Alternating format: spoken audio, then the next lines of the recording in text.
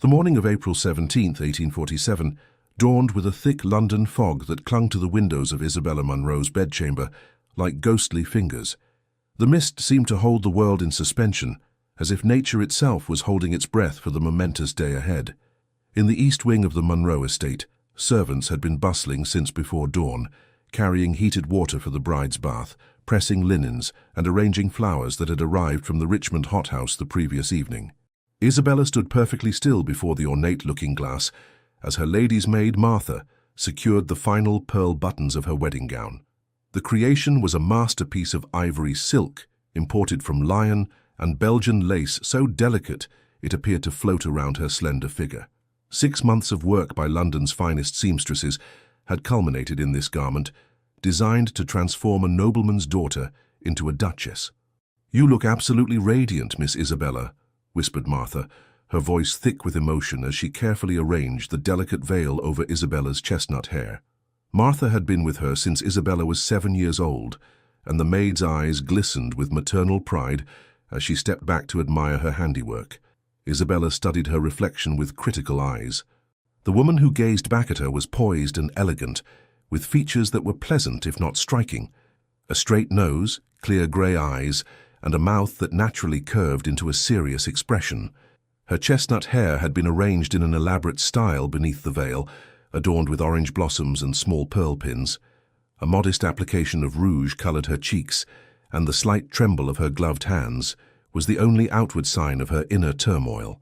Today marked the culmination of her 22 years of existence, the day Isabella Munro would finally become the Duchess of Richmond, fulfilling the destiny laid out for her before she could even speak her first word.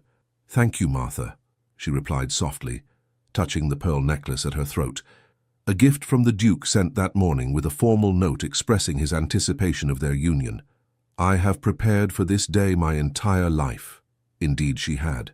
Since the moment her father, Lord William Munro, and the old Duke of Richmond had shaken hands over her cradle, sealing her fate with a marriage contract written on parchment and bound with the seals of both houses, Isabella had been moulded for this role. Every lesson, every skill she had acquired was meant to prepare her to stand beside one of England's most powerful dukes. She had mastered French by age 10, adding Italian and German by 15. She could play Beethoven's most challenging sonatas with technical perfection, if perhaps less passion than her music master might have wished. Her watercolor landscapes had been praised by Royal Academy artists, and she could recite from memory the complex hierarchies and subtle nuances of proper etiquette that governed aristocratic society. And somewhere along the years of preparation, the young girl's dutiful acceptance had blossomed into genuine affection. She had met Edward Richmond only a handful of times, always in strictly chaperoned settings, formal dinners, a garden party at his country estate, once at the Opera in London, where he had commented favourably on her French. His dignified demeanour and occasional kind words had been enough for her romantic heart to weave elaborate dreams around. In the privacy of her journal, she had practised signing her new name, Isabella Richmond, Duchess of Richmond, the elegant script a testament to her hidden excitement. "The carriage awaits, miss," announced the butler Simmons from the doorway. His usually impassive face betrayed a hint of pride as he beheld the bride. "Lord Munro is ready to escort you." Isabella took a deep breath, steadying her nerves. Martha carefully draped the floor-length veil over her face, a symbolic barrier between the maiden she had been and the woman she was about to become. "You'll make a fine duchess, Miss Isabella," Martha whispered as she made a final adjustment to the train. "The finest Richmond has ever seen." The journey from the Munro estate to the Richmond Ancestral Chapel took 20 minutes by carriage. The morning fog had begun to lift, revealing glimpses of the lush April countryside coming into bloom. The Richmond Ancestral Chapel stood on a gentle hill overlooking the family's vast estate, its grey stone walls and Gothic spires dating back to the 15th century. As Isabella's carriage approached, she caught glimpses of England's most prestigious families entering the stone church. Ladies in their finest gowns and elaborate hats, gentlemen in formal morning attire with gleaming top hats and walking sticks, the cream of English society had gathered to witness the union of two great houses. Isabella's heart raced beneath her tightly laced corset. Through the carriage window, she saw the Duke of Wellington himself, hero of Waterloo, ascending the chapel steps. Cabinet ministers, peers of the realm, even distant royal cousins, all had come to see Isabella Munro fulfill the promise made at her birth. The carriage came to a stop before the chapel's ancient oak doors. Her father, Lord William Munro, a stern man of 50 whose business acumen had elevated their family's status beyond their relatively recent title, stood waiting to help her descend. His salt-and-pepper hair was impeccably groomed, his expression one of satisfaction rather than paternal affection. "Today you fulfill your duty to our family," he said, as he offered his arm, his usual greeting replacing any fatherly words of tenderness or pride. The marriage would cement the Munros' place in society, bringing their merchant wealth into the aristocratic fold through an alliance with one of England's oldest titles. "Yes, father," Isabella replied dutifully, though inside her heart sang with secret joy. For her, today was about more than duty or family advancement. It was about beginning her life with Edward, the man who had occupied her thoughts for years. The chapel doors swung open to reveal the interior, transformed by hundreds of white roses and burning tapers. The assembled guests, nearly 300 of England's elite, rose to their feet as the string quartet began the wedding march. The ancient stone walls seemed to hold their breath as Isabella took her first step down the aisle on her father's arm, her gaze fixed on Edward's broad shoulders at the altar ahead. He stood tall and proud in his formal attire, his aristocratic profile handsome against the backdrop of stained glass windows depicting his ancestors' military victories. The morning light filtered through the colored glass, casting a multicolored glow upon the scene. Isabella was halfway down the aisle when she noticed her 17-year-old sister Charlotte seated in the front row. The younger Munro daughter looked particularly lovely in a gown of pale blue silk that complemented her fair coloring. Her golden curls arranged fashionably beneath a hat adorned with forget-me-nots. Charlotte caught her eye and smiled, but something in that smile, a knowing gleam perhaps, or a hint of secretive triumph, made Isabella's step falter momentarily. Lord Munro's grip on her arm tightened, urging her forward. The last few steps to the altar seemed to stretch endlessly as Isabella's heart pounded with anticipation. Finally, they reached the front of the chapel, where the elderly vicar waited with an open prayer book. Lord Munro placed Isabella's hand on the prayer book, symbolically giving his daughter to the church and to her husband. As Isabella took her place beside the groom, Edward finally turned to face her. She expected to see warmth in his eyes, perhaps even admiration as he beheld his bride for the first time on their wedding day. Instead, his expression was cold, distant, and determined. A chill that had nothing to do with the stone chapel's perpetual coolness ran through Isabella's veins. Before the vicar could speak the first words of the marriage service, Edward raised his hand in a gesture of interruption. "I must address the congregation," he announced, his voice echoing through the suddenly silent chapel. Isabella stood frozen, still clutching her bouquet of white roses, lilies, and myrtle. The scent of the flowers suddenly seemed cloying, overwhelming. "I cannot proceed with this union," Edward declared, each word falling like a stone into still water, sending ripples of shock through the assembled guests. Gasps and murmurs rose from the pews as fans fluttered with increased vigor. "I have come to realize that such an important decision as marriage must be based on more than mere agreements made in my infancy." Isabella felt the blood drain from her face as Edward stepped away from her side. The distance between them, merely inches in physical space, seemed to stretch into an unbridgeable chasm. "Miss Charlotte Munro," he continued, turning toward Isabella's younger sister, "has captured my heart with her vivacity and youth. It is she whom I wish to make my duchess." Charlotte rose from her seat in the front pew, a flush of triumph coloring her cheeks as she met Edward's gaze. The shock that rippled through the congregation was palpable. Ladies reached for their smelling salts, gentlemen exchanged glances of scandalized interest, and the vicar's prayer book slipped from his stunned fingers to land with a thud on the stone floor. But none of these reactions penetrated the fog of humiliation and betrayal that enveloped Isabella. The pain that stabbed through her heart was physical in its intensity, stealing her breath and blurring her vision. "This is outrageous," Lord Munro bellowed, stepping forward with his face contorted in fury. "We have a contract, Richmond, a binding agreement between our families." "A contract I am willing to honor financially," Edward replied coldly, turning to face his almost father-in-law with the confidence of a man whose title and wealth made him virtually untouchable. Double the dowry will be transferred to your accounts by week's end as compensation, but I will not bind myself for life to a woman when I prefer another.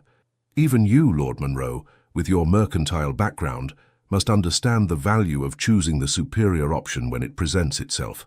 The deliberate reference to Lord Monroe's trading past, a source of both wealth and social insecurity, was a calculated insult that further inflamed the situation. Several of Lord Monroe's friends stepped forward in support, while the Richmond connections closed ranks around Edward. Isabella stood motionless amidst the growing chaos, her carefully constructed world crumbling around her. The pitying glances from the assembled guests, the furious flush on her father's face, Charlotte's barely concealed look of victory, all of it swirled around her in a nightmarish tableau from which there was no escape. "Isabella," Edward said, finally addressing her directly, his voice lowered so that only she and those nearest could hear. "You are an accomplished woman, and I'm certain you will make some gentleman a suitable wife. But your sister possesses the youth and spirit better suited to be my Duchess. I'm certain you understand the practical considerations." Practical considerations. As if her 22 years made her somehow less valuable than Charlotte's 17. As if the devotion she had cultivated, the skills she had perfected, the dreams she had nurtured meant nothing compared to her sister's pretty face and flirtatious manner. With dignity she hadn't known she possessed, Isabella handed her bouquet to Martha, who had rushed to her side from where the servants observed at the back of the chapel. "I understand perfectly, Your Grace," she replied, her voice remarkably steady despite the earthquake within. "You have made your preferences quite clear." She unfastened the pearl necklace from her throat, his gift delivered that very morning, and held it out to him.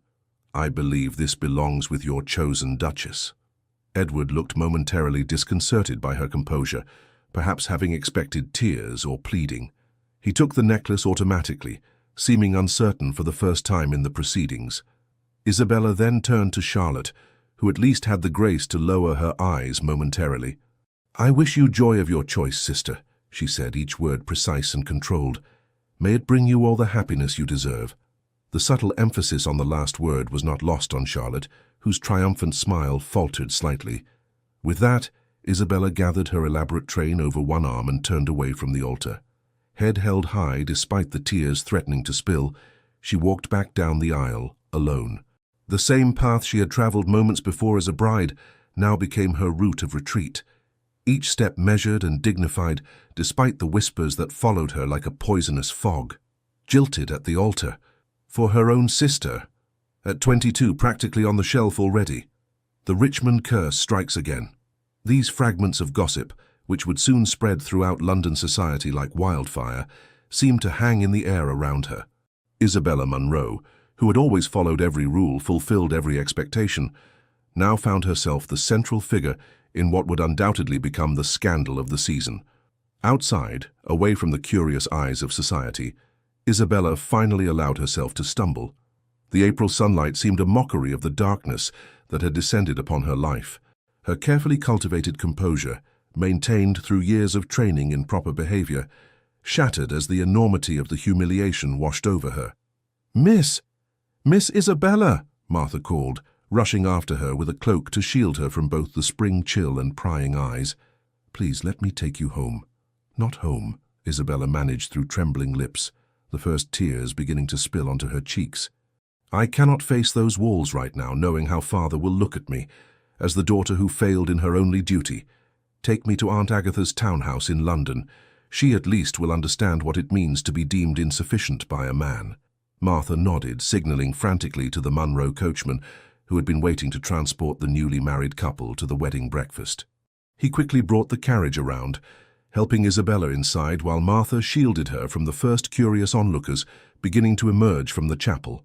As the carriage pulled away from the chapel, Isabella caught a final glimpse through the window of Edward and Charlotte standing together on the steps, already looking like the perfect ducal couple as the guests swarmed around them with renewed excitement.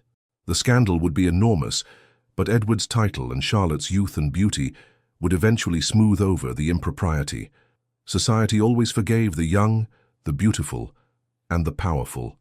The life Isabella had prepared for since birth had been stripped away in an instant, leaving her adrift in a society that would forever define her by this rejection.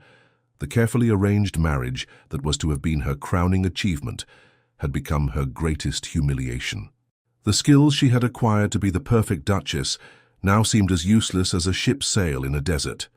At 22, Isabella Munro had become a cautionary tale, the woman rejected by the Duke of Richmond, abandoned at the altar for her younger sister. And as the carriage rattled over the country roads toward London, toward the uncertain sanctuary of her aunt's home, she had no idea how to begin again. The journey to London stretched before her like her new future, unknown, unplanned, and terrifying in its emptiness. The wedding gown that had been designed to mark her transformation into a duchess now felt like a costume, its weight and restriction a physical manifestation of the expectations that had confined her life until this moment. As the Richmond estate disappeared behind them, Isabella allowed herself something she had never permitted before, the freedom to weep openly, with the abandonment of a woman who had lost everything she had been raised to value.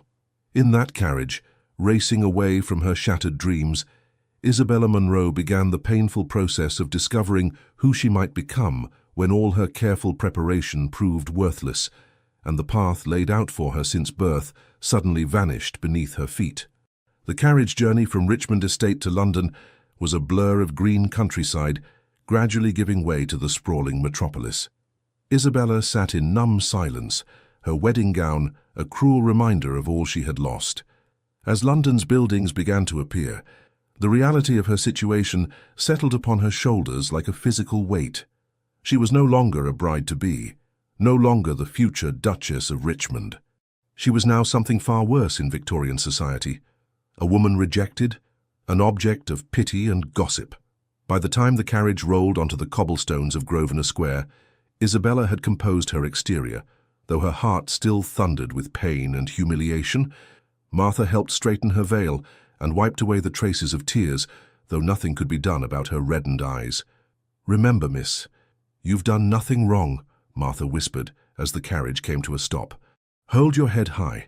Aunt Agatha's London townhouse stood as a dignified testament to refined independence, its white Portland stone facade and black wrought iron railings setting it apart from its neighbours. Unlike most women of her station, Lady Agatha Harcourt had never married, choosing instead to live by her own means after inheriting a substantial fortune from her father. At 62, she had long since ceased to care about society's whispers regarding her unmarried state. The carriage door opened, and Isabella found herself face to face with Aunt Agatha herself, who had apparently been watching from her drawing-room window. Tall and angular, with silver hair arranged in an unfashionably simple style, Lady Agatha Harcourt cut an imposing figure on her doorstep. Her sharp eyes took in Isabella's wedding attire, the carriage devoid of wedding guests, and her niece's devastated expression.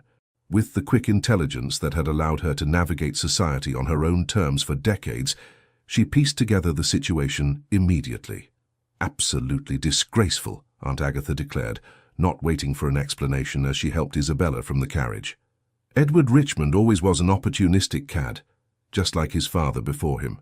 The old Duke tried to court me once, you know, before settling for his cousin's fortune instead." The elderly woman's outrage on her behalf provided the first balm to Isabella's wounded heart. At least someone believed the fault lay with Edward, not with her supposed inadequacies. "Come, child," Aunt Agatha continued, leading Isabella inside with a protective arm around her waist. "What you need is a change of clothes, a pot of strong tea, and the knowledge that this humiliation will eventually pass. Jenkins," she addressed her butler, "have the blue guest chamber prepared for Miss Munro. She will be staying with us indefinitely." The butler, a dignified man who had served Lady Agatha for 20 years, merely nodded as if brides appearing on the doorstep in full wedding attire was a common occurrence. "Yes, my lady. And shall I have cook prepare a light luncheon?" "Indeed, and bring a tray of tea to my private sitting room immediately," Aunt Agatha instructed, as she guided Isabella up the marble staircase. Once in the privacy of Aunt Agatha's sitting room, with its comfortable furnishings and walls lined with books rather than the fashionable silk wallpaper found in most Mayfair homes, Isabella finally allowed her rigid posture to crumble. "How can I ever face society again?" she whispered, removing her veil with trembling hands. "All of London will know by evening that Edward Richmond rejected me at the altar for Charlotte." "How can it pass, Aunt?"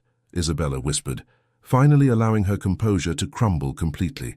"All of London witnessed my rejection. I am ruined." "Ruined?" Aunt Agatha scoffed, removing her spectacles to polish them vigorously.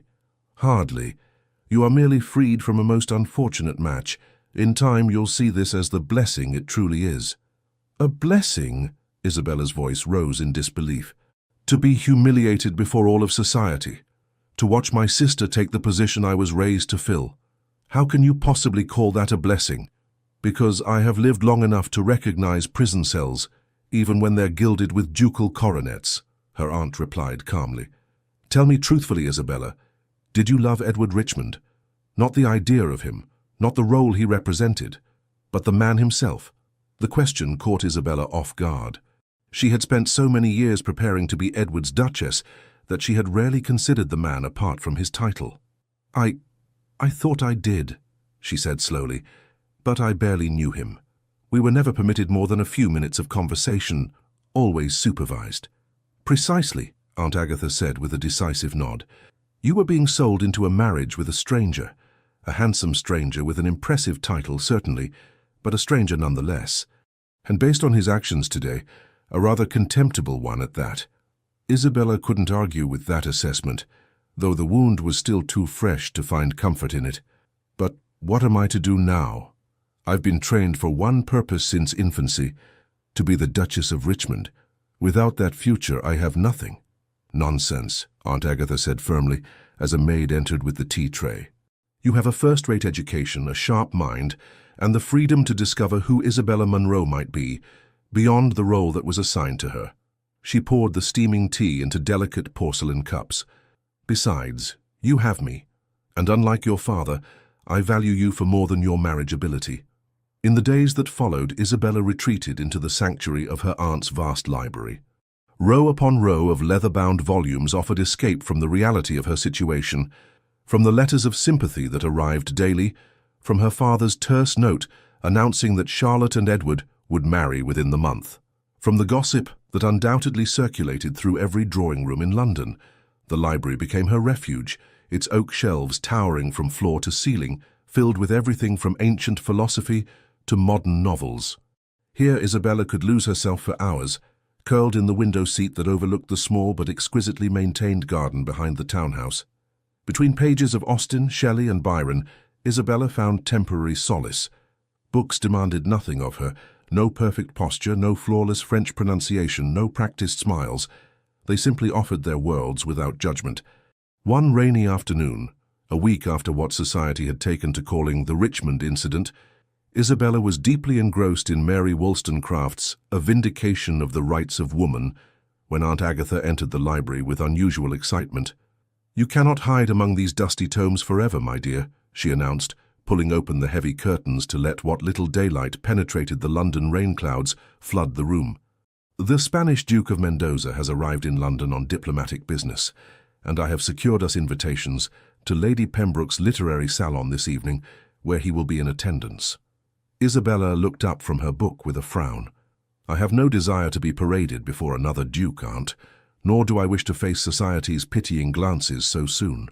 "This is not about finding you another match," Aunt Agatha insisted, seating herself in the leather armchair opposite Isabella's window seat. "It is about showing London that Isabella Munro is neither broken nor in hiding. Besides, the Duke is known to be quite the intellectual. Lady Pembroke tells me he has translated several works of Shakespeare into Spanish himself." Isabella closed her book, keeping her finger between the pages to mark her place. "I appreciate your concern, Aunt, but I'm not ready to face society. The humiliation is still too fresh. And it will remain fresh if you continue to nurture it in isolation," Aunt Agatha replied, with the directness that had always characterized her speech. "I'm not suggesting you attend a grand ball or the opera, where you would be the center of attention. Lady Pembroke's salon is a small gathering of intellectuals and literary-minded aristocrats, precisely the sort of people who value conversation over gossip." Isabella hesitated, her natural inclination to withdraw warring with the growing tedium of her self-imposed isolation. What would I even wear? I brought nothing with me except my wedding clothes. Aunt Agatha smiled, recognizing the question as tentative acceptance. I've already instructed my dressmaker to send over several ready-made gowns that can be quickly altered to fit you. Nothing extravagant, simple, elegant attire suitable for a young woman of quality who values substance over ostentation. Despite her reluctance, Isabella found herself dressed in a simple gown of deep blue silk that evening, its modest cut and minimal embellishment a stark contrast to the elaborate wedding dress that now lay wrapped in tissue paper in the back of her wardrobe. Aunt Agatha had been insistent, and in truth Isabella was beginning to tire of her own company and melancholy thoughts. Lady Pembroke's salon was held in the tastefully appointed drawing-room of her townhouse on Berkeley Square. Unlike the glittering balls of the season, where hundreds of guests crowded into ballrooms under blazing chandeliers, the salon was mercifully intimate. Only 20 guests gathered to discuss literature and ideas rather than gossip and marriage prospects. Still, Isabella felt the weight of curious glances as she entered the room on her aunt's arm. Her story had undoubtedly reached every ear in London by now, embellished with each retelling. She kept her chin high, drawing on reserves of dignity she hadn't known she possessed. "Lady Harcourt, Miss Munro," Lady Pembroke greeted them warmly, a kindness in her eyes that suggested genuine sympathy rather than morbid curiosity. In her 50s, with a reputation as a blue-stocking tempered by impeccable social credentials, Lady Pembroke was known for her literary interests and her disinclination toward malicious gossip. "How delightful that you could join us. We are discussing the merits of the Romantic poets this evening. Mr. Wordsworth's latest publication has sparked quite the debate." Isabella nodded politely, steeling herself against the inevitable whispers. To her surprise, however, most guests seemed genuinely engaged in the literary debate rather than in her scandal. Perhaps Aunt Agatha had been right about this particular gathering. She found herself drawn into a conversation about Byron's Childe Harold with an elderly professor from Oxford and a middle-aged woman who had published several volumes of poetry under a male pseudonym. The discussion was stimulating, requiring enough concentration that Isabella momentarily forgot her personal troubles. "Señorita, may I offer a different perspective on Lord Byron's work?" The deep voice with its distinct Spanish accent came from behind her. Isabella turned to find herself looking up into the most striking face she had ever encountered. The man who addressed her stood tall with olive skin, intelligent dark eyes and features that appeared to have been sculpted by a Renaissance master. His formal attire was impeccably tailored, but subtly different from English fashion. The cut more continental, the fabric richer in texture. "Your Grace," Lady Pembroke said, appearing at Isabella's side with remarkable speed, "allow me to present Miss Isabella Munro and her aunt, Lady Agatha Harcourt. Ladies, His Grace, Alejandro de Mendoza, Duke of Valencia." "The honor is mine," the Duke said, bowing elegantly. Unlike most English aristocrats, who treated such gestures as perfunctory social requirements, there was a fluid grace to his movement that suggested genuine respect. "I could not help overhearing your defense of Byron's Childe Harold. Your insights were most compelling." Isabella felt color rise to her cheeks. After weeks of being the subject of pitying glances and whispered conversations, to be addressed as an intellectual equal was unexpectedly refreshing. "You are too kind, Your Grace. I merely suggested that his portrayal of disillusionment speaks to universal human experience rather than mere personal indulgence, as Professor Harrington contends." "Precisely why it resonates across cultures," Alejandro agreed, his dark eyes lighting with intellectual engagement. "In Spain, we too understand the beauty of melancholy, what we call la tristeza dulce." "Sweet sadness," Isabella translated softly. The Duke's eyebrows rose in surprise. "You speak Spanish, Miss Munro?" "Only a little," she admitted. "I focused more on French and Italian in my studies, but I've always been fascinated by languages." "Still impressive," he said with a smile that transformed his serious face, revealing a slight dimple in his left cheek. "Perhaps you might help me better understand some of your English idioms during my stay in London. I find myself frequently confused by your curious expressions." For the first time since her wedding day, Isabella felt the ghost of a genuine smile touch her lips. "I would be happy to assist, Your Grace, though I warn you that English is filled with contradictions." "As are most worthwhile things in life," he replied, his dark eyes holding hers for a moment longer than propriety strictly allowed. The conversation shifted to the Duke's diplomatic mission, negotiations regarding Spanish wine imports following recent changes in English tariffs, but maintained an intellectual quality that Isabella found engaging. Unlike the superficial exchanges she was accustomed to with English gentlemen, who rarely discussed serious matters with young ladies, the Duke spoke to her as if her opinions had genuine value. In Madrid, ladies frequently participate in political discussions, he explained, when she expressed surprise at his willingness to discuss trade policy with her. My own mother served as an unofficial advisor to the royal court on matters of international relations. I find the English custom of relegating women to discussions of weather and fashion rather limiting. Many English ladies would agree with you, Your Grace, Isabella replied, though few English gentlemen seem to share your perspective. As the evening progressed, Isabella found herself engaged in the most stimulating conversation she had experienced in years. The Duke was not only well-read, but possessed a perspective entirely different from the London gentleman she had known. He spoke of literature as something lived rather than merely studied, and listened to her opinions with genuine interest rather than polite tolerance. I must confess, Miss Munro, he said as the gathering began to disperse, when I agreed to attend this salon, I expected polite academic discussion. I did not expect to find a kindred spirit. Nor did I, Isabella admitted. It has been refreshing. Perhaps you would consider showing me the British Museum tomorrow, he asked. I am told their collection of classical antiquities is unrivaled, and I would value a knowledgeable companion.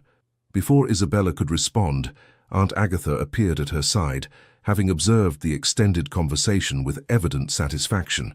My niece would be delighted, Your Grace, she declared. Shall we say 11 o'clock? I would, of course, accompany them as chaperone.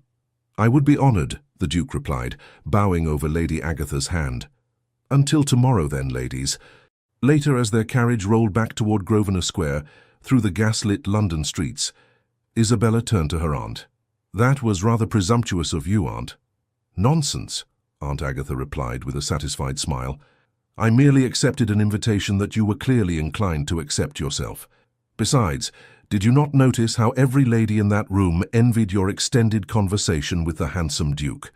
Lady Harrington's daughter looked positively green with jealousy. I am not interested in making anyone envious, Isabella said firmly. Nor am I looking for another attachment so soon after. After being fortunate enough to escape marriage to that unprincipled Richmond boy, Aunt Agatha finished for her. The Duke of Mendoza seems a man of genuine character and intellect. I'm not suggesting you marry him, my dear, merely that you allow yourself to remember there are worthwhile men in this world, men who see value beyond youth and a pretty face. Isabella turned to gaze out the carriage window at the gas-lit streets of London, the evening fog giving the lamps a ghostly halo. For the first time since her humiliation, she had passed an evening without dwelling on Edward's rejection or Charlotte's betrayal. The Duke's interest had been in her mind, her thoughts, not in her family connections or her suitability as a duchess. He didn't mention it, you know, she said softly. The scandal. He must have heard, everyone has, but he spoke to me as if you were a woman of intelligence and substance rather than merely a jilted bride, Aunt Agatha suggested. Perhaps because that is precisely what he saw. The carriage turned onto Grosvenor Square, the horses' hooves echoing on the cobblestones. As they approached Aunt Agatha's townhouse, Isabella felt something stir within her, not happiness, precisely, but a tentative curiosity about what the future might hold. Perhaps Aunt Agatha was right. Perhaps it was time to step back into the world, not as the woman rejected by the Duke of Richmond, but simply as Isabella Munro, with her own thoughts, her own interests, and possibly her own future. That night, for the first time since the wedding day, Isabella slept without dreaming of the chapel and Edward's cold eyes. Instead, her dreams were filled with the British Museum's marble halls and a voice with a Spanish accent discussing Byron's poetry. When she woke, the heavy weight of humiliation had lightened just slightly, making room for something she had not expected to feel again so soon: anticipation. As she stood at her bedroom window, watching the morning light gradually illuminate London's rooftops, Isabella realized that the path forward, though uncertain and unplanned, might hold possibilities she had never considered when her future seemed so rigidly predetermined. She rang for Martha to help her dress for the day. "The blue walking dress, I think," she instructed, "and my hair in a simpler style than yesterday. We're going to the British Museum." "Yes, miss," Martha replied, unable to hide her pleasure at seeing her mistress taking an interest in her appearance again. "And might I say you look better this morning? There's some colour in your cheeks." Isabella caught her own reflection in the looking-glass and was surprised to see that Martha was right. The hollow-eyed ghost who had haunted her aunt's guest room for the past weeks had begun to recede, replaced by a woman with a spark of life returning to her grey eyes. "It's just a museum visit, Martha," she cautioned, not wanting to acknowledge even to herself that she was looking forward to seeing the Spanish Duke again. "An educational outing, nothing more." "Of course, miss," Martha agreed, though her knowing smile suggested she wasn't fooled. As she arranged Isabella's hair in a fashionable but understated style, she added, "Still, it's good to see you interested in something again. That's all I meant." By the time 11 o'clock approached, Isabella found herself standing in the entrance hall, outwardly composed but inwardly nervous in a way that had nothing to do with the prospect of facing society again. The Duke of Valencia had awakened something in her that she had thought permanently extinguished by Edward's rejection: curiosity about another person, and perhaps more surprisingly, curiosity about herself. When the door knocker sounded precisely at 11, Isabella smoothed her skirts and took a deep breath. Whatever happened next, whether this outing led to friendship, something more or nothing at all, she was, for the first time in her life, facing a day that had not been mapped out for her since birth. There was terror in such freedom, certainly, but also an exhilarating sense of possibility. The butler opened the door to reveal Alejandro de Mendoza, Duke of Valencia, standing on the doorstep in mourning attire, his carriage waiting at the curb. As he bowed over her hand in greeting, his dark eyes met hers with what seemed like genuine pleasure at seeing her again. "Miss Monroe," he said, his accented voice somehow transforming her ordinary name into something melodic. "I have been looking forward to our expedition." "As have I, Your Grace," Isabella replied, surprised to discover that she meant it. Behind her, Aunt Agatha descended the stairs, ready for her role as chaperone, a knowing smile playing at the corners of her mouth as she observed the way the Duke looked at her niece. As they stepped out into the spring sunshine, Isabella realized that for the first time since that terrible day at the Richmond Chapel, she was looking forward rather than back. The woman who had been rejected at the altar was beginning to recede, making way for a woman she was only just starting to discover, Isabella Munro, not as she had been molded to be, but as she might choose to become. The visit to the British Museum marked the beginning of a transformation in Isabella's life. What began as a simple cultural outing evolved into a series of encounters that gradually rekindled her spirit. As April's showers gave way to May's gentle sunshine, Isabella found herself stepping further from the shadow of her humiliation and into a life she had never imagined possible. Over the following weeks, London society observed with growing interest as Miss Isabella Munro was frequently seen in the company of the Spanish Duke.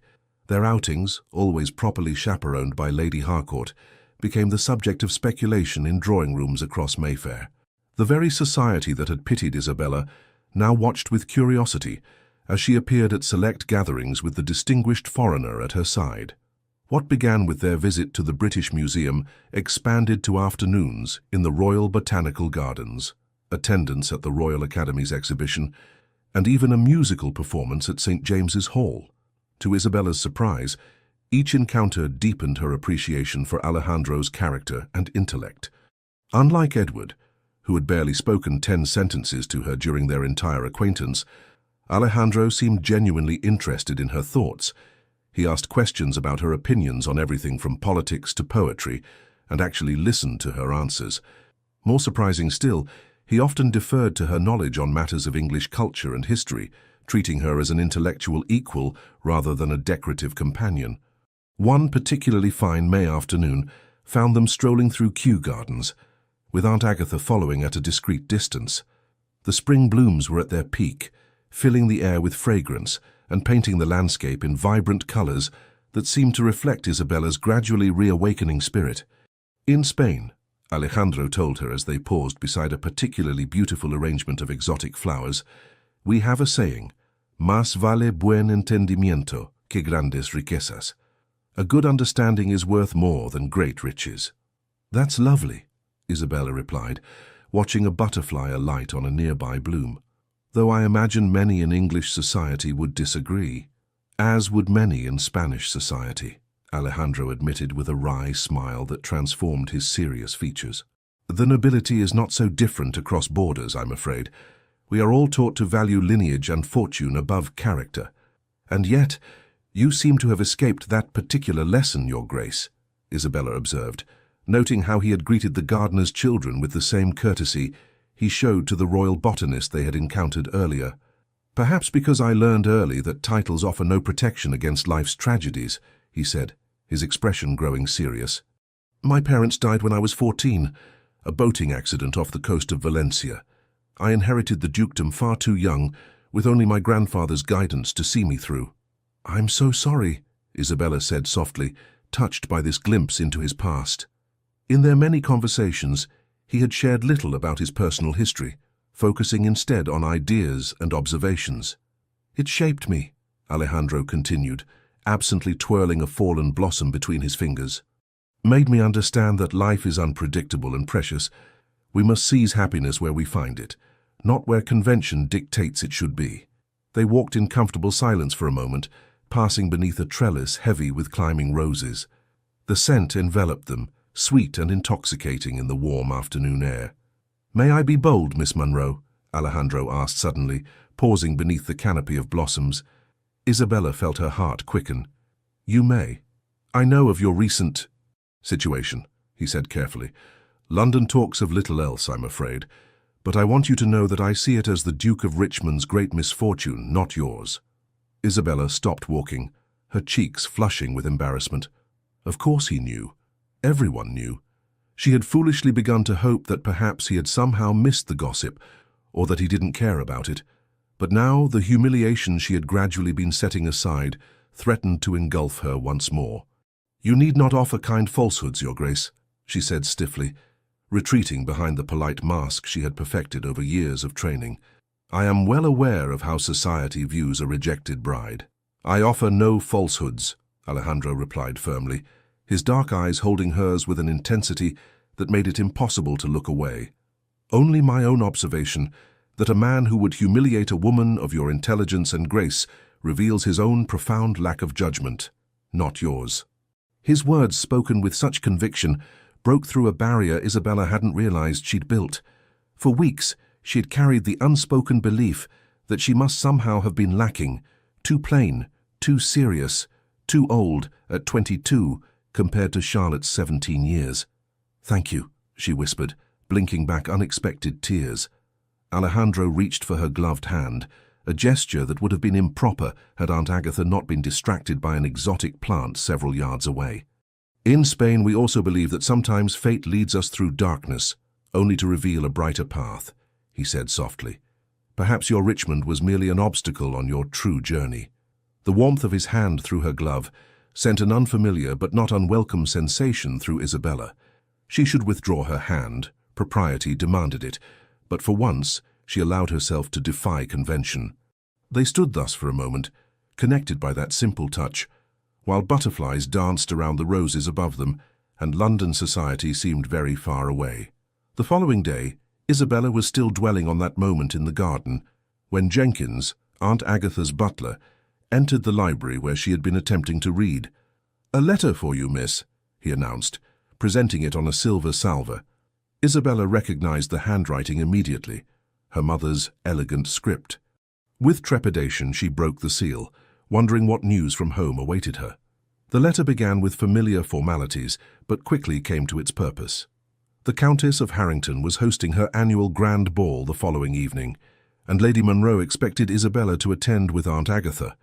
More concerning still, the letter mentioned that Edward and Charlotte would be there, their first public appearance as husband and wife since their hastily arranged wedding 2 weeks prior. "I cannot possibly attend," Isabella told her aunt over luncheon, placing the letter beside her plate. "They will be there, as husband and wife." "Precisely why you must go," Aunt Agatha insisted, setting down her fork with a decisive click against fine porcelain. "If you hide away, you confirm every whisper that you are devastated beyond recovery. Besides," she added with a knowing smile, I have it on good authority that the Duke of Mendoza will be in attendance. How do you know that? Isabella asked, surprised. Because I took the liberty of ensuring he received an invitation, her aunt replied unapologetically. Lady Harrington and I have been friends since we were girls. She was quite amenable to adding the Spanish envoy to her guest list, especially when I mentioned his interest in English customs. Isabella shook her head at her aunt's transparent matchmaking. Even if he attends, I'm not certain I can face Edward and Charlotte together. The humiliation is still too raw. My dear, Aunt Agatha said, her voice gentler than usual, there will always be a reason to avoid facing them if you search for one. But consider this. Would you rather they believe they've broken your spirit, or would you prefer to show them that Isabella Munro is made of stronger stuff than they imagined? That evening, Isabella stood before her mirror, examining her reflection with critical eyes. Her gown was new, a creation of deep crimson silk that Aunt Agatha had insisted upon, claiming that Isabella had worn enough pastel colors to last a lifetime. Bold, not black for mourning, nor white for innocence, her aunt had declared when the dressmaker presented the design. A color that announces your transformation. The woman reflected back at Isabella barely resembled the bride who had stood in white just weeks earlier. There was a new awareness in her eyes, a slight lift to her chin that spoke of emerging strength rather than practiced poise. The crimson silk complemented her chestnut hair and fair skin, making her appear more vivid, more present than the watercolor pastels she had always worn as the dutiful daughter. When they arrived at Harrington House, Isabella took a steadying breath before entering the ballroom. The grand space glittered with hundreds of candles, illuminating London's elite in their finest attire. The moment she appeared in the doorway on Aunt Agatha's arm, conversations faltered and heads turned in her direction. "Courage, my dear," Aunt Agatha murmured. "Remember who you are becoming, not who you were told to be." Isabella nodded, scanning the room until her eyes found what they unconsciously sought. Alejandro standing near a column, his formal attire distinctly Spanish in cut and style. When he saw her, his face lit with a smile that somehow made the whispers around them fade into insignificance. He crossed the room to bow before her. "Miss Munro, you are a vision tonight." "Thank you, Your Grace," she replied, suddenly aware of every eye upon them, of the assessment and speculation taking place behind fans and raised champagne glasses. "Would you do me the honor of reserving the first waltz for me?" he asked. Before she could respond, a familiar voice cut through her consciousness. "Isabella, how unexpected to see you here." Edward Richmond stood before her, Charlotte on his arm. Her sister was resplendent in a gown of pale green silk, her golden curls arranged elaborately beneath a diamond tiara, the Richmond family heirloom that should have adorned Isabella's head. Isabella felt as if all the air had been pulled from the room. This was the moment she had dreaded, the confrontation she had imagined in countless restless nights. Yet now that it had arrived, she was surprised to find herself steadier than expected. "Your Grace," Isabella responded with perfect composure, dropping into a flawless curtsy. "Duchess, I trust married life agrees with you both." Edward had the grace to look slightly uncomfortable, while Charlotte merely tightened her grip on his arm, her triumphant smile barely concealed. "Indeed," Edward replied stiffly. "London has been abuzz with talk of your friendship with the Spanish Duke." Isabella felt Alejandro stiffen beside her. "Allow me to make introductions," she said smoothly. "Your Grace, may I present Alejandro de Mendoza, Duke of Valencia, Your Grace the Duke and Duchess of Richmond." The men exchanged terse bows, sizing each other up with the wariness of natural rivals. The contrast between them was striking. Edward, fair and classically English with his golden hair and blue eyes. Alejandro, dark and intense, with the unmistakable pride of Spanish nobility evident in his bearing. "I understand congratulations are in order," Alejandro said, his Spanish accent more pronounced than usual. "Though I confess, English marriage customs continue to surprise me. In Spain, we consider a man's word his bond, especially in matters of honor." The subtle rebuke was not lost on anyone present. Edward's face flushed, a muscle twitching in his jaw. "I assure you, Your Grace, that English honor is no less stringent. Sometimes circumstances require adaptations." "How fascinating," Alejandro replied with dangerous politeness. "In my country we have another saying, el hombre que cambia de opinión como de camisa No merece confianza ni en la misa. The man who changes his mind as often as his shirt deserves trust, not even at Mass. Charlotte's eyes narrowed. Perhaps some Spanish lessons would improve your English, Your Grace. Your accent makes understanding difficult. Charlotte, Edward murmured warningly. Isabella felt a surge of unexpected strength. The sister who had betrayed her, the man who had humiliated her, they suddenly seemed smaller than she remembered, less intimidating. His Grace speaks 5 languages fluently, Duchess. How many do you speak now? Charlotte's face flushed with anger. But before she could respond, the orchestra began the opening notes of a waltz. I believe this is our dance, Miss Monroe, Alejandro said, offering his arm. As he led her onto the floor, Isabella felt a weight lifting from her shoulders. The couple they left behind no longer held power over her happiness. Whatever pain they had caused remained, but its sting had lessened. You handled that with remarkable grace, Alejandro murmured as they took their positions for the waltz. I had an excellent example of dignity before me, she replied, nodding toward him. As they moved across the floor, Isabella became aware of something shifting within her. A final release of the life she had been prepared for, and an opening to possibilities she had never permitted herself to imagine. The gaze of society followed them, noting how well they moved together, how the Spanish Duke looked at his partner with undisguised admiration. There is something I must tell you, Alejandro said as they waltzed through the crowded ballroom. My diplomatic mission concludes at the end of this month. I will be returning to Spain. Isabella felt a sharp pang of disappointment. So soon? Yes, he confirmed. But before I go, there is something I must ask you. The music swelled around them as he guided her through the steps with confident ease. Other couples danced around them, but for Isabella, they might as well have been alone.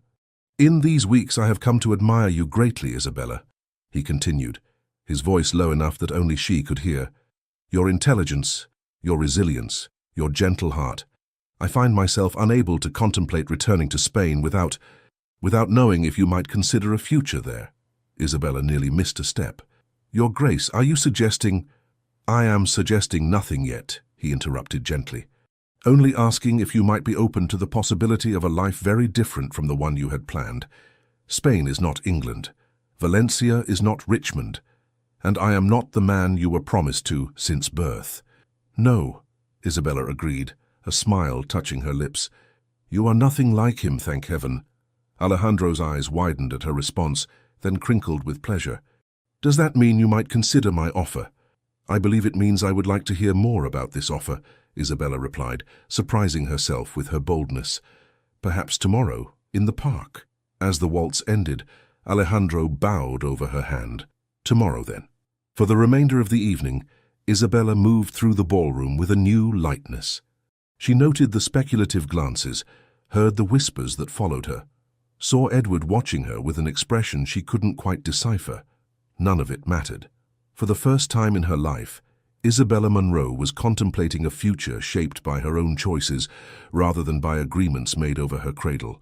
Later, as the carriage carried them back to Grosvenor Square, Aunt Agatha observed her niece with satisfaction. You seem different tonight, she remarked. More present. I feel different, Isabella admitted, as if I've stepped out of a role I've been playing all my life. And how does it feel, this freedom? Her aunt asked. Isabella considered the question. Terrifying, she said honestly, and exhilarating. The best things often are, Aunt Agatha replied with a knowing smile. That night, as Isabella prepared for bed, she found herself drawn to the window. The London sky was unusually clear, with stars visible despite the city's gas lamps.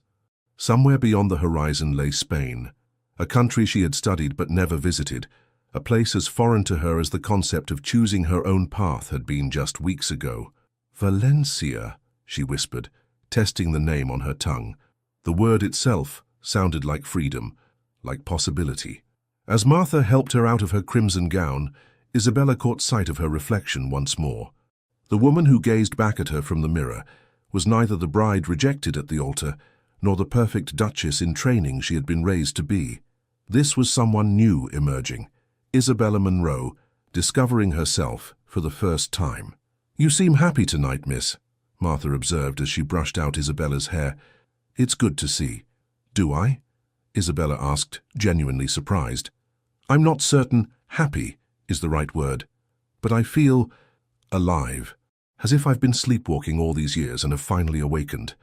The following morning dawned bright and clear, as if London had decided to put aside its usual grey demeanour in honour of the decision Isabella faced.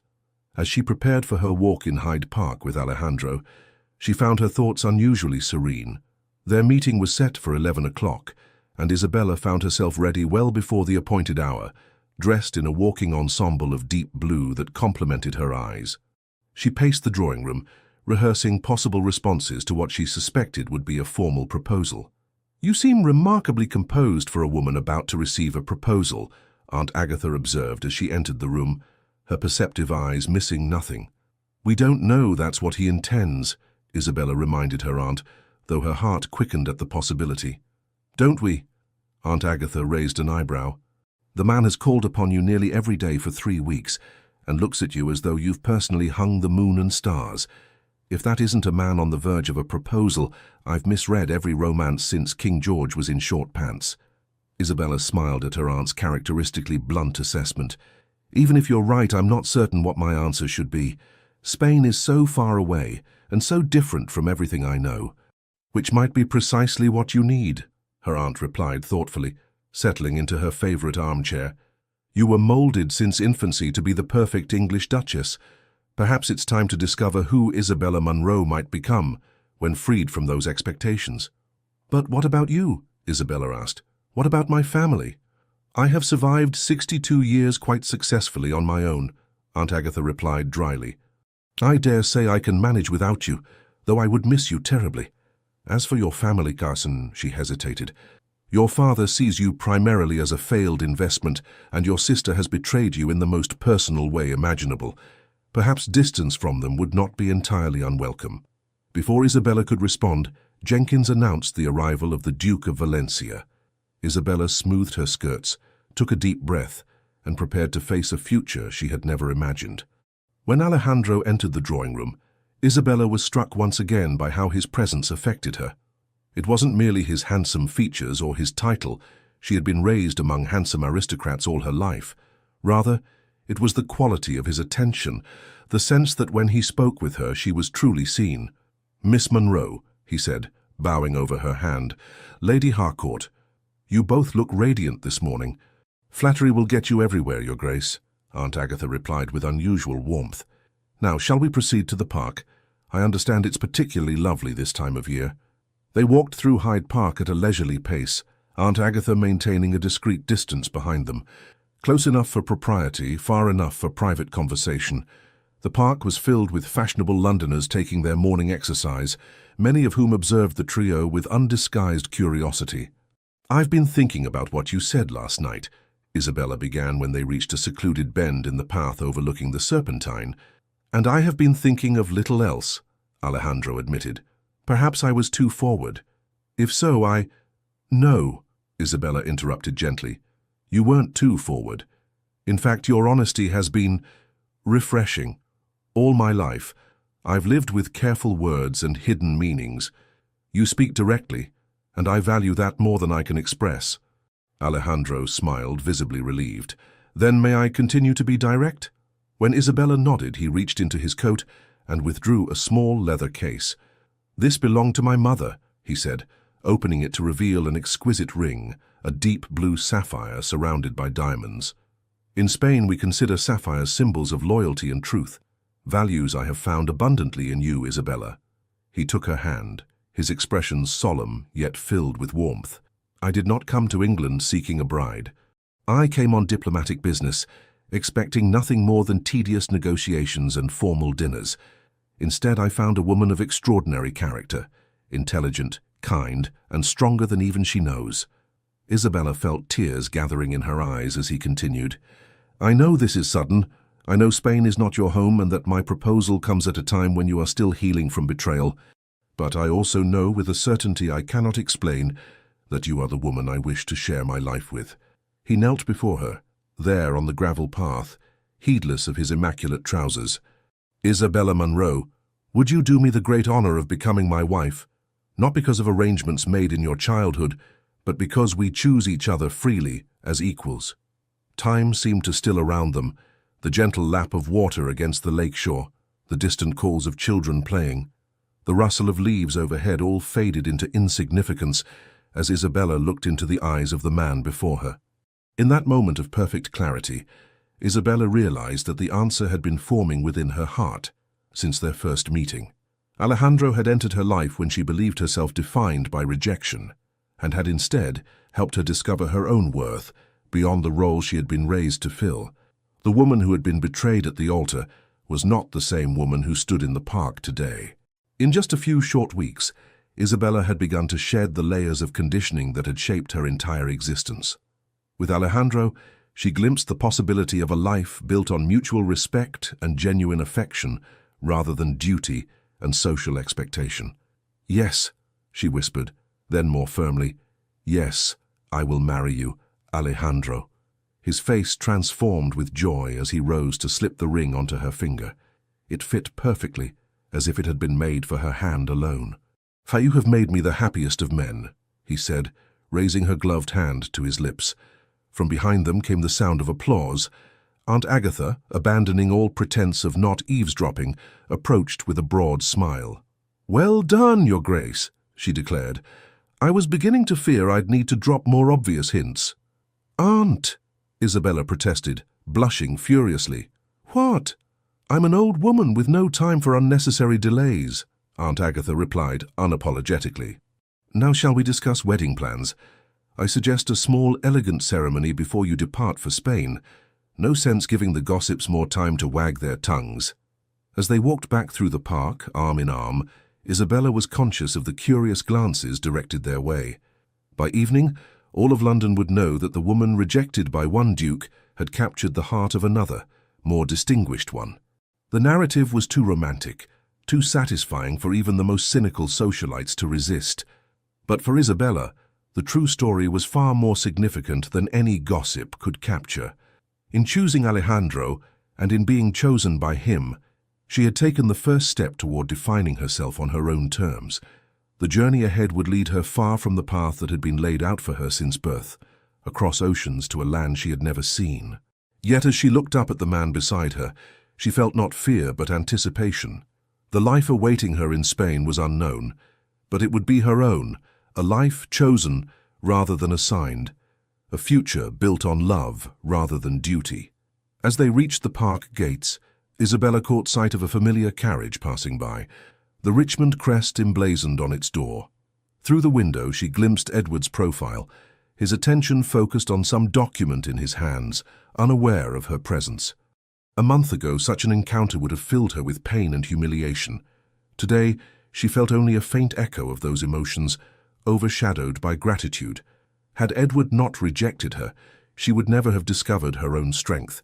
Had he not chosen Charlotte, Isabella would never have found Alejandro. Sometimes, she reflected as they continued their walk, what appears to be a cruel twist of fate is merely the beginning of a better story. The news of Isabella Munro's engagement to the Spanish Duke spread through London society with remarkable speed. By evening, every drawing room buzzed with the story, how the woman rejected by one duke had captured the heart of another, more distinguished one. The narrative was too romantic, too satisfying for even the most cynical socialites to resist. Even the Morning Post carried a small announcement the following day, noting the fortuitous alliance between an esteemed English family and Spanish nobility. For Isabella, however, the days following her engagement existed in a separate reality from society's gossip. Each morning brought a fresh awareness of the sapphire that now adorned her hand, not a symbol of duty, like the pearls Edward had given her on their wedding day, but a token of genuine affection and mutual choice. Lord Munro, upon receiving Alejandro's formal request for Isabella's hand, responded with characteristic pragmatism. "A Spanish dukedom is certainly acceptable," he wrote in his reply, delivered by messenger to Aunt Agatha's townhouse, "though I trust the financial arrangements will be thoroughly documented before any ceremony takes place." Isabella read her father's letter with a mixture of amusement and resignation. "He hasn't changed," she told Alejandro as they sat together in Aunt Agatha's drawing room, reviewing their plans for the small wedding that would take place before their departure for Spain. Everything remains a transaction to him. Then we must be grateful that our marriage will be something far more meaningful, Alejandro replied, his hand covering hers. In Spain, we have a tradition of las arras matrimoniales, 13 gold coins the groom gives to the bride during the ceremony, symbolizing his commitment to her welfare. I would give you 13,000 if it meant securing your happiness, but I suspect your happiness cannot be purchased with gold. No, Isabella agreed softly. It cannot. Though I confess I'm curious about all the Spanish traditions we'll incorporate into our ceremony. We will blend the best of both our cultures, Alejandro promised, just as we will in our life together. The wedding preparations proceeded with remarkable speed, guided by Aunt Agatha's efficient hand. A small ceremony at St. George's in Hanover Square was arranged for the first week of June, allowing just enough time for a proper announcement and the gathering of necessary documents, but not so long that London society would have excessive opportunity to speculate or interfere. A month is rather quick, Isabella had worried when Aunt Agatha first proposed the timeline. Nonsense, her aunt had replied. It's perfectly respectable for a woman of your age, particularly given the circumstances. Besides, the Duke's diplomatic duties require his return to Spain. Would you prefer a long engagement, conducted primarily through correspondence? Isabella had to admit she would not. After spending her entire life waiting to fulfill a predetermined destiny, the idea of further delay held little appeal. As the wedding day approached, Isabella found herself settling into a strange new reality. Her days were filled with preparations, selecting a modest but elegant trousseau suitable for the Spanish climate, studying books about her future home, and practicing her Spanish with Alejandro's patient guidance. Her evenings often included small social gatherings, where she and her fiancé were the objects of intense curiosity and, increasingly, genuine good wishes. "You seem happy," observed Lady Pembroke during one such gathering, a musical evening at which Isabella had just performed a Spanish folk song that Alejandro had taught her. "Genuinely happy, not merely resigned or composed." "I am," Isabella replied, surprised by the realization. "I never expected to find such joy after that Richmond boy's foolishness," Lady Pembroke supplied when Isabella hesitated. "My dear, sometimes the greatest blessings arrive disguised as disappointments. I suspect in 10 years' time you'll look back on that day at the altar as the most fortunate escape of your life." 3 days before their wedding, scheduled as a modest ceremony at St. George's in Hanover Square, an unexpected visitor arrived at Lady Harcourt's townhouse. "The Duke of Richmond requests an audience with Miss Munro," the butler announced with evident disapproval. Isabella, who had been reviewing Spanish phrases with Alejandro's patient guidance, looked up in surprise. "Edward is here?" "Alone," the butler confirmed with a significant glance.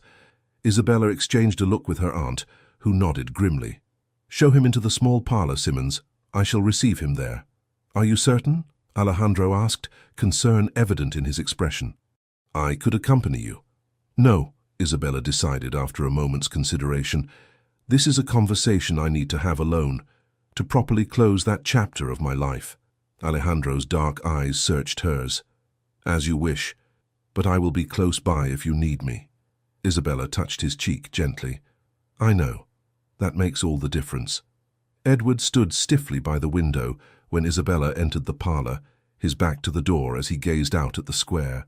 The afternoon sun illuminated his golden hair and broad shoulders, the same figure that had once dominated her dreams and expectations. He turned at the sound of the door, and she was struck by how diminished he seemed compared to her memories. Still handsome, still aristocratic, but somehow less imposing than the man who had occupied her imagination for years. "Isabella," he began, then corrected himself. "Miss Munro, thank you for agreeing to see me." "What brings you here, Your Grace?" Isabella asked, maintaining a polite distance. She deliberately kept her left hand with Alejandro's sapphire ring visible as she clasped her hands before her. Edward's eyes flickered to the ring before returning to her face. "I've come to offer my congratulations on your engagement. The Duke of Valencia is well respected in diplomatic circles." "Thank you," Isabella replied simply. "Though I doubt you came merely to convey congratulations that could have been expressed at any social gathering."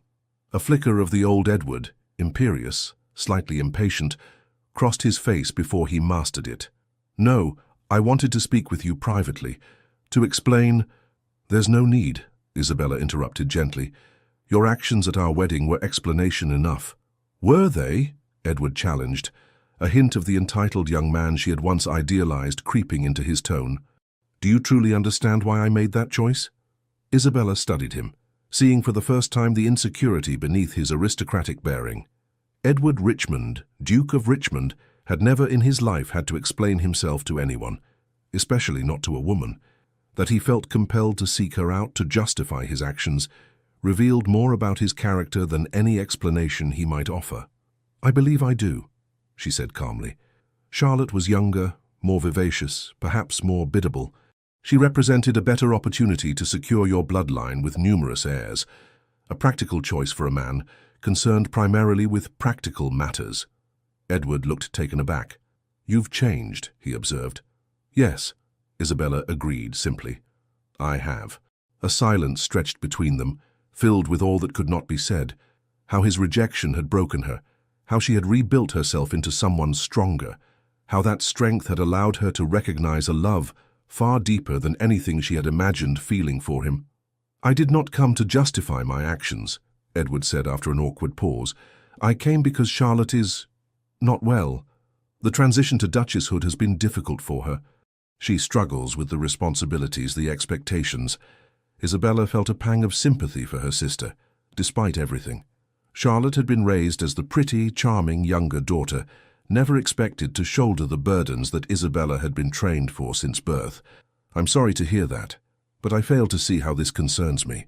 "You were trained for that role your entire life," Edward said, a note of desperation entering his voice. "You would have managed it flawlessly. I realize now that perhaps I acted hastily." The implication hung in the air between them. Isabella regarded him with newfound clarity. "Are you suggesting that you regret your choice?" she asked quietly. Edward did not answer directly. "I merely wish to convey that your abilities were perhaps undervalued." Isabella felt a surge of emotion, not the heartbreak or vindication she might once have expected, but a profound sense of closure. "3 months ago those words would have meant everything to me," she said softly. "Today they mean nothing at all. I wish you and Charlotte every happiness, Edward, truly, but my future lies elsewhere." She moved toward the door, pausing with her hand on the handle. "Perhaps you might try seeing Charlotte as more than a young, pretty bride. She has strengths of her own, different from mine. If you look for them, you might find a true partner rather than merely a duchess." Edward stared at her, astonishment evident in his features. "You've become quite philosophical, Isabella." "Not philosophical," she corrected him with a small smile. "Simply wiser about what truly matters in life. Good day, Your Grace." As she closed the door behind her, Isabella felt the last weight of her former life lift from her shoulders. In the drawing room, she found Alejandro waiting anxiously with Aunt Agatha, who made no pretense of disinterest in the unexpected visit. "All is well?" Alejandro asked, searching her face. "All is perfect," she assured him, taking his hands in hers. "I am exactly where I am meant to be." The morning of Isabella's wedding dawned clear and bright, as if nature itself approved of the union about to take place. Unlike the elaborate preparations for her first wedding, this morning was marked by a calm intimacy. Martha helped her into a simple gown of ivory silk, new with no associations to her previous wedding, while Aunt Agatha supervised the arrangement of orange blossoms in her hair. No veil this time, Isabella had decided. "I want nothing hidden between us." St. George's, Hanover Square, was modestly filled with a select group of London's elite, Aunt Agatha's friends, a few diplomatic associates of Alejandro's, and a small representation from the Monroe family. Lord and Lady Monroe sat stiffly in the front pew, their expressions a mixture of resignation and calculation. Charlotte was conspicuously absent, having pleaded a sudden illness that prevented her attendance. As the organ played, Isabella walked down the aisle on her father's arm, her steps sure and her heart steady. Unlike the first time she had traversed this path, today she moved not toward a stranger and a duty, but toward a man she had chosen and who had chosen her. Alejandro waited at the altar, his dark eyes never leaving her face as she approached. When Lord Monroe placed her hand in his, Isabella felt not the transfer of property from one man to another, but the joining of equals embarking on a shared journey. The ceremony proceeded without interruption or hesitation. When the priest asked, "Who giveth this woman to be married to this man?" Lord Munro answered with formal correctness, but Isabella knew the truth. She gave herself, freely and with clear eyes. As she spoke her vows in the sunlit church, her gaze never left Alejandro's face, the face of a man who had chosen her for herself, not for duty or bloodlines or social expectations. When he slipped the gold band onto her finger to join the sapphire engagement ring, his hands were steady and warm. "With this ring I thee wed," he said in his accented English, then added softly in Spanish, "Con este anillo te entrego mi corazón y mi vida."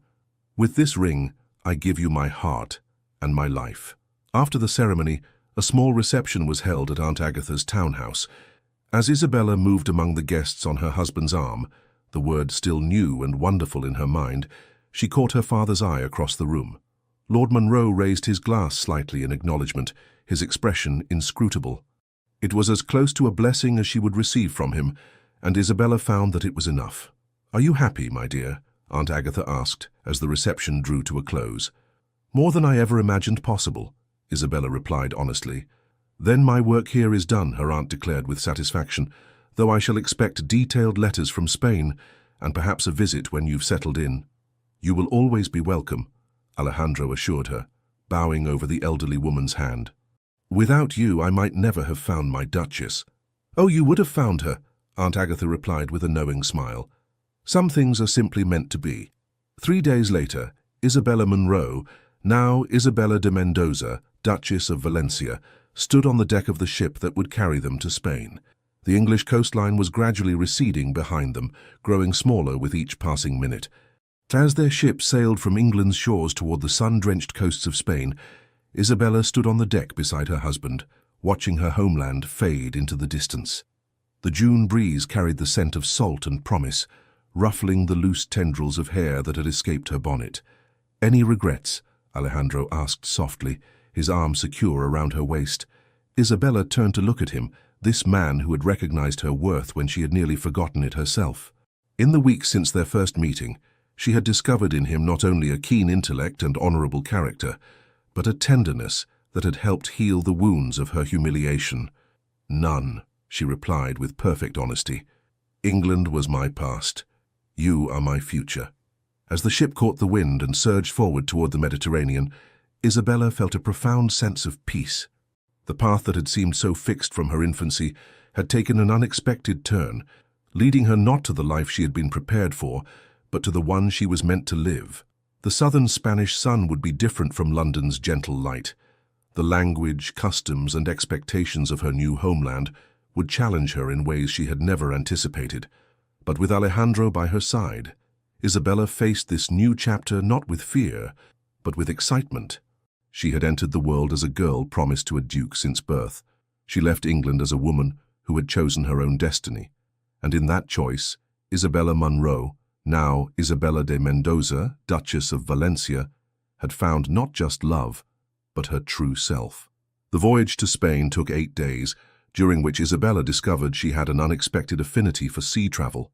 While many of the passengers remained in their cabins, suffering from seasickness, she spent hours on deck, fascinated by the ever-changing face of the ocean and the vast expanse of sky above them.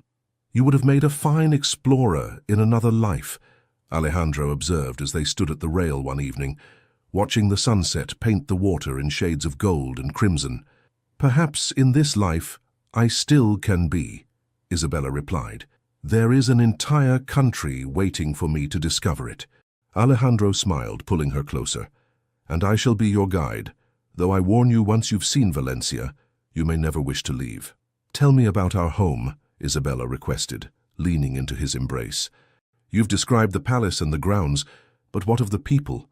What of our daily life there?" As twilight deepened around them, Alejandro painted a picture of their future with words.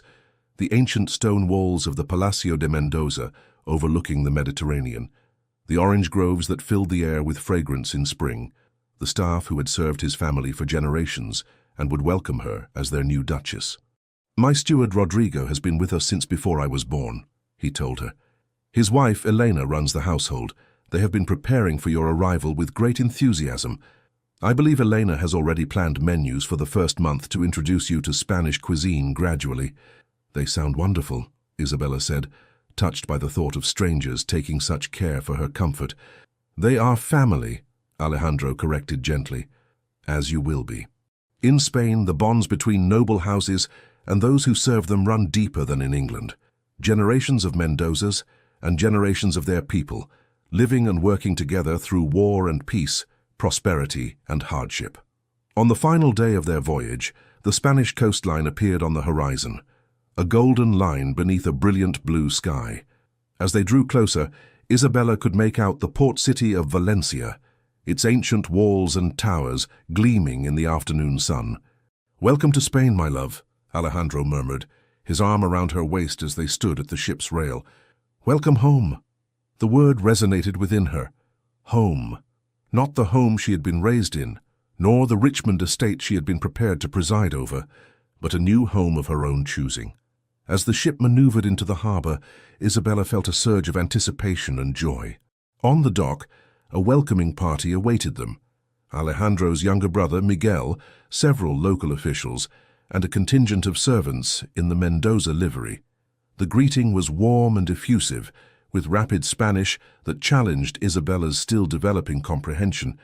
"They are saying how beautiful you are," Alejandro translated, as they rode in an open carriage through the city streets toward the Mendoza palace. "And how fortunate I am to have found an English rose to bring to Spanish soil." Isabella smiled, taking in the sights and sounds of her new home. The narrow streets with their balconied buildings, the markets filled with produce she had never seen in England, the cathedral spires rising against the blue sky. Everything was bathed in a golden light that seemed to make colors more vivid, sounds more musical, life itself more intense than in the muted grays of London. The Palacio de Mendoza stood on a hill overlooking the city and the sea beyond, its golden stone walls gleaming in the late afternoon sun. As their carriage passed through the massive iron gates and into a courtyard filled with fountains and orange trees, Isabella felt a sense of rightness, of belonging that surprised her. "What do you think?" Alejandro asked, watching her face as she took in the palace that would now be her home. "It's beautiful," Isabella replied honestly. "More beautiful than I imagined." A line of servants stood waiting to greet them, headed by an elderly couple, Rodrigo and Elena, the steward and housekeeper Alejandro had spoken of.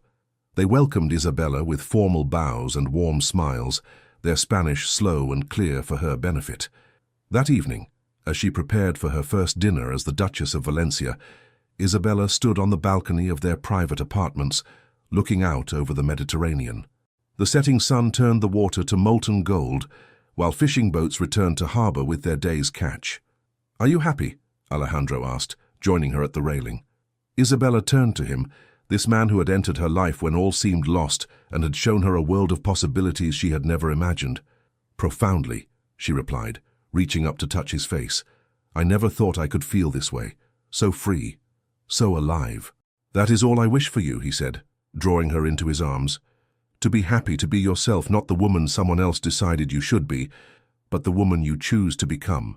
As twilight deepened into night, the stars emerged above them, the same stars that shone over England, but somehow brighter, more numerous in the clear Spanish sky. Isabella thought of the path that had brought her here, of the heartbreak that had ultimately led to joy. Edward's rejection, which had once seemed the end of her world, had merely been the beginning of a better story. Charlotte's betrayal had freed her from a life that would have confined her to a role rather than allowing her to become a person in her own right. She had entered the world as a girl promised to a duke since birth. She had left England as a woman who had chosen her own destiny. And in that choice, Isabella Munro, now Isabella de Mendoza, Duchess of Valencia, had found not just love, but her true self. 6 months later, the Palacio de Mendoza stood resplendent against the azure Mediterranean sky, its golden stone walls catching the warm afternoon light. From the terrace garden where Isabella sat sketching, she could see fishing boats dotting the bay below, their white sails bright against the deep blue water. 6 months in Valencia had transformed her in ways she could scarcely have imagined when she left England's shores. Her skin had taken on a golden hue from the Spanish sun, her once perfect English rose complexion replaced by a healthier glow. Her Spanish, once halting and formal, now flowed more naturally as she conversed with servants, local dignitaries, and the villagers who had welcomed their duke's English bride with unexpected warmth. "Working on another landscape, my love?" Alejandro's voice came from behind her as he emerged from the palace, loosening his cravat in the afternoon heat. Isabella smiled up at her husband. "Not today. I'm writing to Aunt Agatha." He settled beside her on the stone bench, glancing at the lengthy letter filled with her neat handwriting. "And how is the formidable Lady Harcourt?" "Thriving as always," Isabella replied with a fond smile. "She writes that she's considering visiting us next spring. Apparently London society has grown tediously predictable in my absence." Alejandro chuckled. "I look forward to it. Your aunt's observations on Spanish customs will undoubtedly be entertaining." Isabella set aside her writing. "She also sent news of the Richmonds." "Did she?" Alejandro's tone remained neutral, but his eyes betrayed his interest. "Charlotte is with child," Isabella said, "due in the summer. And apparently she has surprised everyone by taking a keen interest in the management of the Richmond estates. Aunt writes that she's quite transformed from the flighty girl she once was." "And how does this news make you feel?" Alejandro asked gently.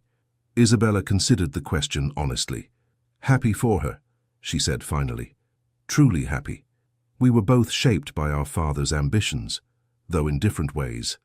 Perhaps Charlotte, like me, simply needed the freedom to discover her own strengths." Alejandro reached for her hand, his thumb brushing over the sapphire ring that now shared her finger with a wedding band of Spanish gold. "You have a generous heart, Isabella." "I have a full one," she corrected him with a smile. "It's easier to be generous when one wants for nothing." A servant approached, bowing respectfully. "Your Graces, the delegation from Madrid has arrived." "Thank you, Miguel," Alejandro replied. "Please show them to the library. We will join them shortly." As the servant departed, Isabella rose to prepare for their guests. The king's representatives had come to discuss Alejandro's proposals for modernizing Valencia's harbors, a project he had developed with Isabella's unexpected but valuable input. "Ready to astonish the king's men with your insights on maritime commerce?" Alejandro asked with a proud smile. "I believe so," Isabella replied confidently. In England, her education had been focused on making her an ornamental duchess, accomplished in arts and languages, but never in matters of true substance. Here in Spain, Alejandro had encouraged her to apply her intelligence to practical matters, valuing her perspective on everything from agricultural improvements to diplomatic relations. As they walked arm in arm through the sunlit corridors of the palace that was now her home, Isabella reflected on the extraordinary journey that had brought her here. The humiliation that had once seemed unbearable had become, in retrospect, the first step toward a happiness she could never have found as the Duchess of Richmond. "Sometimes," she said softly to Alejandro as they paused before the library doors, "I think about that day at the altar when Edward chose Charlotte, and I find myself wanting to thank him." "Thank him?" Alejandro asked, surprised. Isabella nodded, her eyes filled with love as she looked at her husband. "His rejection set me free to find you, and in finding you, I found myself." Alejandro raised her hand to his lips. "Then I too must be grateful to the Duke of Richmond for his profound lack of judgment that brought the most precious treasure in the world to my shores." With the Mediterranean sun streaming through the ancient windows of their ancestral home, the Duke and Duchess of Valencia entered the library together, equals in partnership, united in purpose, and bound by a love that had been chosen freely rather than dictated by duty. And in that choice lay all the difference. The end, dear listener. Sometimes life places us on unexpected paths, moments when everything we planned seems to crumble. Like Isabella, you too may be facing your own version of an empty altar or a broken promise. But remember, the destiny others have mapped out for us isn't always the one that will bring us true happiness. Often it's precisely in our moments of greatest pain that the doors to our true purpose open. Perhaps today you're feeling the weight of rejection, the sting of betrayal, or simply the exhaustion of following expectations that aren't truly yours. Know that this pain isn't the end of your story. It's merely a necessary chapter for your transformation. Just as Isabella found the strength to rebuild her identity and discover a deeper, more authentic love, you too carry within you a resilience you may not yet know. Your moments of greatest vulnerability can become the foundation of your greatest strength. Rest tonight knowing that tomorrow brings new possibilities. Allow yourself to release the reins of control for a few hours, trusting that you are protected and supported by the universe. Your body deserves rest, your mind deserves peace, and when the sun rises again, remember, you are not defined by the plans others made for you, but by the choices you yourself make each new day. As the Duchess of Valencia discovered, sometimes our greatest gifts come disguised as our greatest disappointments. I thank you for your company on this journey of discovery and renewal. May your dreams be sweet and your awakening full of purpose. With profound gratitude, Legends of the Fall. Thank you so much for staying with us until the very end. Please like, comment, and share this story if it touched your heart. Subscribe to our channel and support us from the bottom of your heart. Your support gives us the strength to continue creating stories filled with love, redemption, and unforgettable twists.